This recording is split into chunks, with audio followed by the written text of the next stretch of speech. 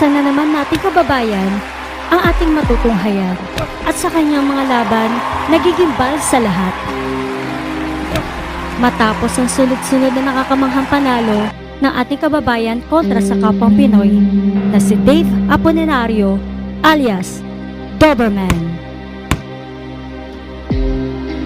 ay sinubukan ng ating pambato na makipagsapalaran sa labas ng bansa na kung saan ay naibitahan naman ito sa lugar ng South African boxer, ang magaling at pinagmamalaki daw na boksingero na si Gideon Boteletse para paglabanan ng bakanteng IBO World Flyweight Belt. Inaasahan naman ito ng mga Aprikano na tatalunin at dudurugin ito para bigyan ng unang record ng pagkatalo ang ating pambatong kababayan. Dahil 4 na Pinoy na pala ang tinalo at nabiktima ng Aprikanong ito, kaya gano'n na lang kabilib at kataas ang tiwala ng mga Aprikano sa kanilang idolo. Pero round 1 pa lang ay knockout na ang boksingerong Aprikano.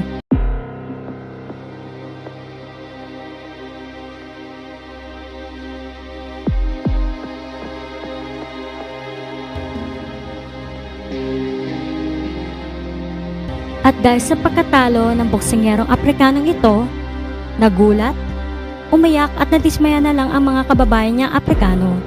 At dahil sa tagumpay, naiuwi ng ating kababayan ang karangalan at personal na binati ito at kinongratulate ng ating Pangulo, mga senador at mga personalidad ang ating bidang kababayan na si Dave Apolinario. Samantala, sunod naman na hinarap ng ating pambato ang Indonesian boxer na si Frankie Rohi na dumayo pa sa Pilipinas.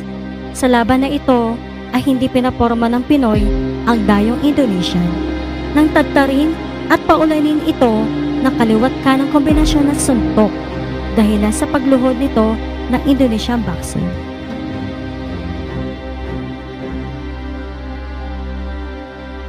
Sa pagtayo muli ng Indonesian, ay di na naman tinantanan ng ating pambato at muling binakbakan nito ang Indonesian na nagresulta sa muli nitong pagluhod sa lona. Nakatayo pa din naman ang Indonesian, ngunit puro cover na lang ang ginagawa nito para makasurvive sa nalalabing segundo ng laban.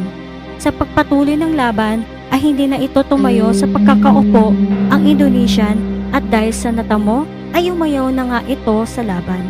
At nanalo muli ang ating kababayan na si Dave Apolinario by a second round referee technical decision. Samantala, February 22, 2024, nang muling napalaban at dumayo pa sa bansang Japan ang ating pambatong kababayan na si Dave Apolinario na kung saan ay narap naman nito ang Thai boxer na si Thanes Ongjunta na may record na 12 wins, 6 KO at 1 talo, habang ang ating pambato na si Dave Apolinario ay may undefeated record na 19 wins at 13 KO. Samantala, ito ang pagkakataon ni Apolinario na makamit at mapalapit sa isang world title shot na kung saan sa kasalukuyan si Apolinario ay nasa number 3 spot ng IBF ranking at number 10 naman sa WBO. Ngunit hindi basta-bastang kalaban ang Thai boxer na ito dahil may bigat at kalakasan din ang kamao nito at nakikipagsabayan ng suntukan sa kalaban. Napaupo din ang ating kababayan, ngunit bumawi din ito at agad din naman nakaganti at pinabaksak ito ng 2 beses. At dito ay ninakot niya ang Thai boxer. Halina't ating tunghayan ang kasabik-sabik na laban ng dalawa.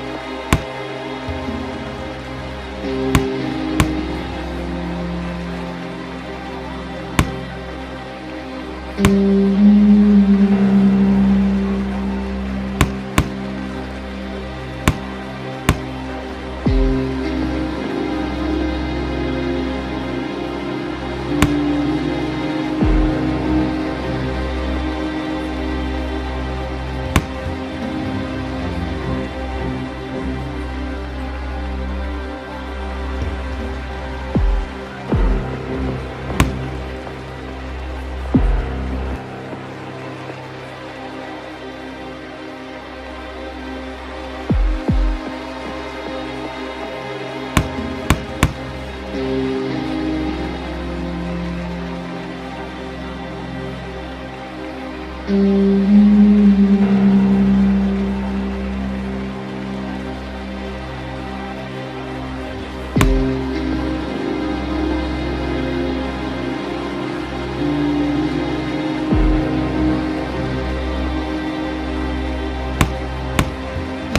round 3, sa pag-atake ng Pinoy, ay nakatanggap ito ng right hook na suntok mula sa Thai boxer.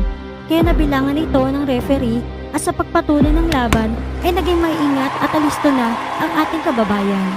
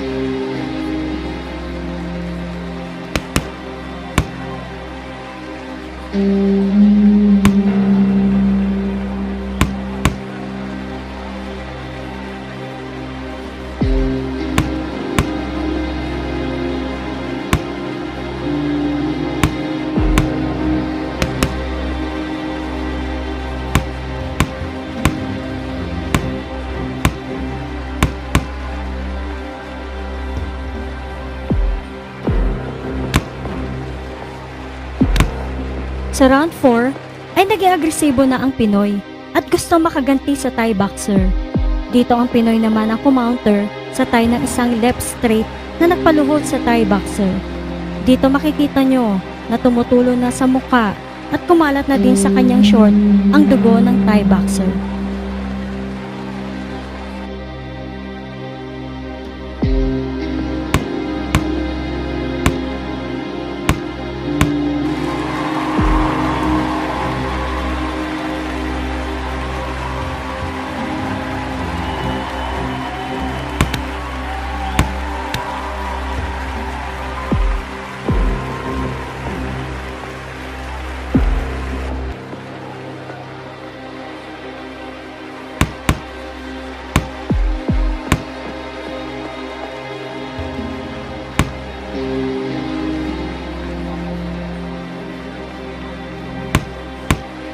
Sa